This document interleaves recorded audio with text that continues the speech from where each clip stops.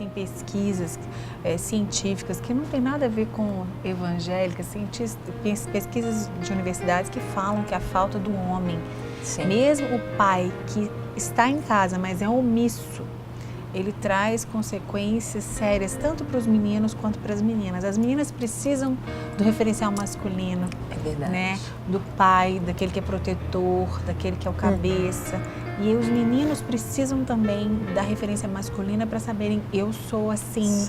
Não é? Então, a gente está resumindo aqui muito rápido, mas é muito importante que os homens assumam também seus papéis como pais, como maridos, porque essa também é uma característica da nossa modernidade.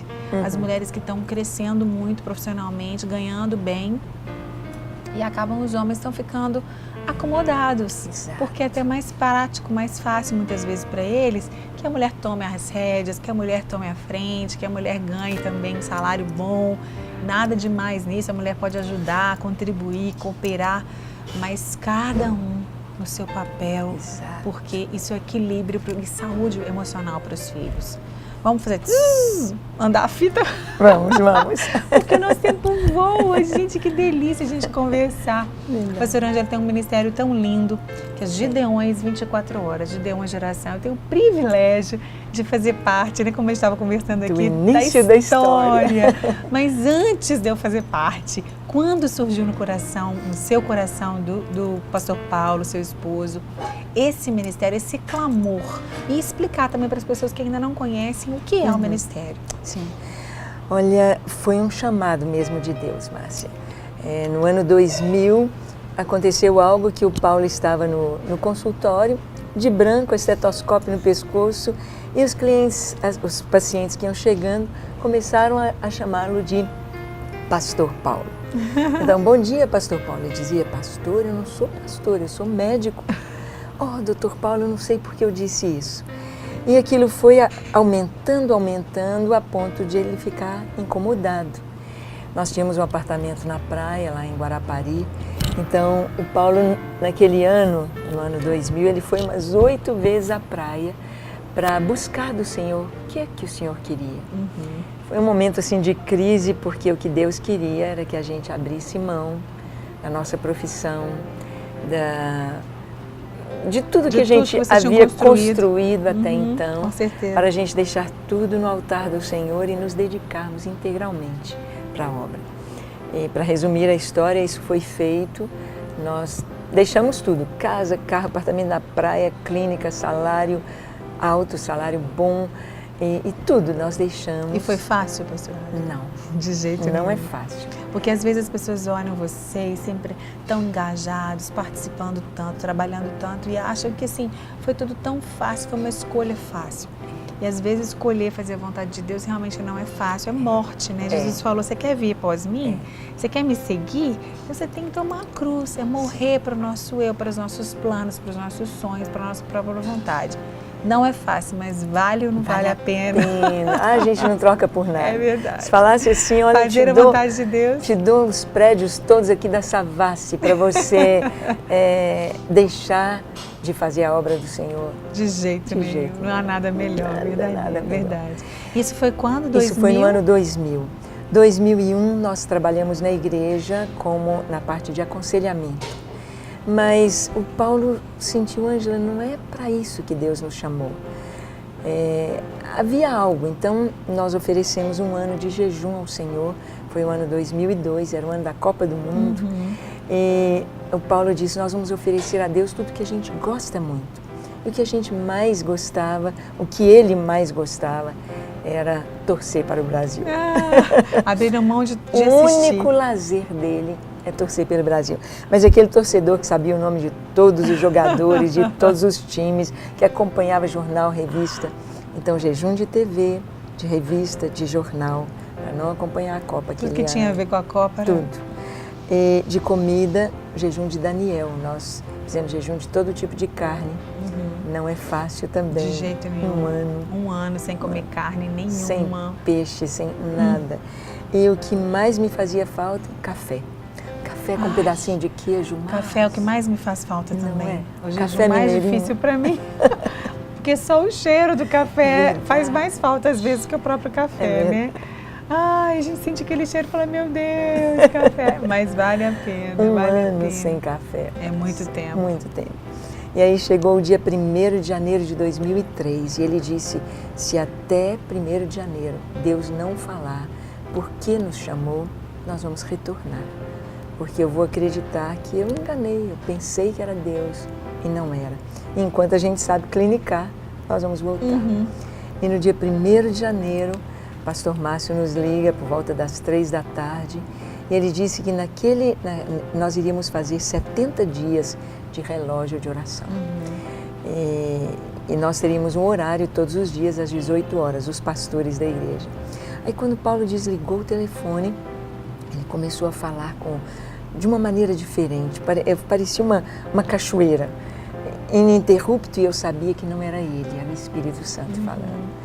E ele disse, Ângela, uma igreja como Lagoinha, do tamanho da nossa igreja, tínhamos na época uns 20 mil membros, não é possível que oração 24 horas não seja a vida normal da igreja. Eu falei, Paulo, mas é muito difícil orar dia e noite, como seria? Aí ele começou a falar, ele disse, não, Deus vai levantar sobre a terra e já está levantando um exército poderoso, um exército que vai orar sem cessar, dia e noite. Um exército que vai começar na nossa igreja, vai começar em Lagoinha com 300 guerreiros e vai ser para todas, vai alcançar todas as denominações no Brasil, norte, sul, leste, oeste, e vai ficar não somente no Brasil, mas vai alcançar as nações da terra. Deus desenhou tudo para ele, né? Naquele dia. E nós sabemos, Márcia, que a oração sem cessar é um sinal e é um cumprimento profético para a vinda de Jesus. Não são só os gideões que oram 24 horas. Nós temos várias outras redes no mundo. E isto é um fenômeno pós-Israel, pós o Estado de Israel. O Estado de Israel ter sido formado. Então, é um sinal muito forte da vinda de Jesus. E ele disse que assim como os gideões, esses intercessores se chamariam gideões, porque iriam começar com 300.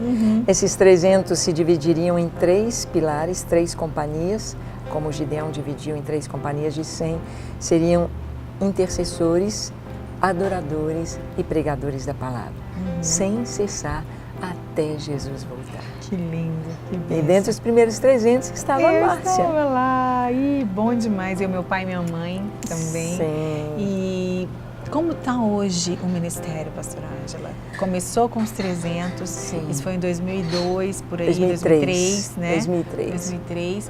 E hoje como está? Vamos fazer um retrato do Nós ministério começamos hoje. No dia 1º de abril de 2003. Meu aniversário! Pois é! Olha que presente! Faz aniversário junto com a torre. Junto com os Gideões, junto com a torre. Ô, torre gostosa! Quantas experiências maravilhosas eu tive ali naquela torre. E aí quando eu engravidei, como eram muitas escadas, né? Eu dei um tempo e agora meu tempo está muito... Eu nunca sei direito, eu não tenho aquele tempo assim, mas um dia eu volto. Se Deus quiser, eu volto. Quem foi ungido Gideão, é para sempre. Né? Com certeza. E mesmo que não esteja na torre, continua orando com os mesmos, a mesma direção, o entendimento do momento, não é, Márcia? E aí, como está o ministério hoje? Depois nós começamos no dia 7/7/7, começou a adoração. A primeira torre de adoração foi na Getsemane, depois Lagoinha. Lagoinha foi no dia do jubileu. E hoje nós temos 8 torres de adoração, 24 horas. Uma na Suíça, em Genebra, uma em Vina del Mar, no Chile. O terceiro pilar não começamos ainda, eu creio que nesse congresso, ano 2003, nós já estamos começando, porque ao irmos às nações para plantar as torres de oração e as torres de adoração, nós vemos a necessidade das igrejas de treinamento bíblico. Verdade. E estamos entendendo que, sem cessar a pregação da palavra, vai ser evangelismo e também treinamento bíblico para líderes. E o ministério cresceu, Márcia. Hoje estamos em mais de 40 países. Que bênção. O que eu acho lindo também, que infelizmente também a gente está sentindo muita falta nos púlpitos das igrejas, que vocês, não é, a senhora e o ministério sempre fala sobre a volta de Jesus. né? Que a gente não tem visto os pastores pregar mais sobre a volta de Jesus. Falar das profecias que já se cumpriram, das profecias que ainda faltam se cumprir. O que a gente como igreja precisa fazer, retomar, consertar para que Jesus volte. Sim, é verdade, Márcia. Se nós tomarmos a palavra de Deus, 1/3 das Escrituras falam da segunda vinda de Jesus. Toda a mensagem do Senhor falando sobre os sinais, sobre as coisas que hão de acontecer. E é muito importante que a igreja saiba, que o novo convertido saiba, que o crente saiba e que anuncie. E principalmente quando nós estamos vivendo essa geração, que é a geração do fim. Porque o sinal principal da vinda de Jesus, que difere dos sinais que aconteceram no passado, por exemplo, terremotos, sempre teve terremotos, mas não com a intensidade de hoje. Com certeza. Pestes sempre houve, mas não com a intensidade de hoje. Guerras sempre teve, mas não com a intensidade de hoje.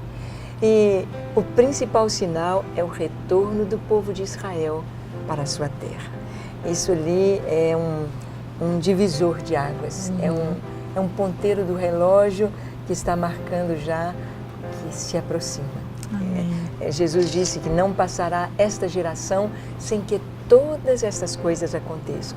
Então, o que nós entendemos é que no prazo de uma geração, todos os sinais aconteceriam. E esta geração pós-67, que é a tomada de Jerusalém, o Senhor diz: Jerusalém será pisada até que se complete a plenitude dos gentios. E Jerusalém já foi conquistada pelos judeus.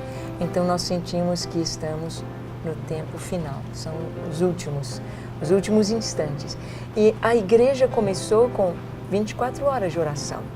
Jesus disse: olha, vocês fiquem em Jerusalém até receber a promessa do Pai. Eles ficaram orando dia e noite, e a promessa do Pai lá era a vinda do Espírito Santo. Hoje, a promessa do Pai é a vinda do Filho, de Jesus. Primeiro para arrebatar a sua igreja. E a oração 24 horas aí está.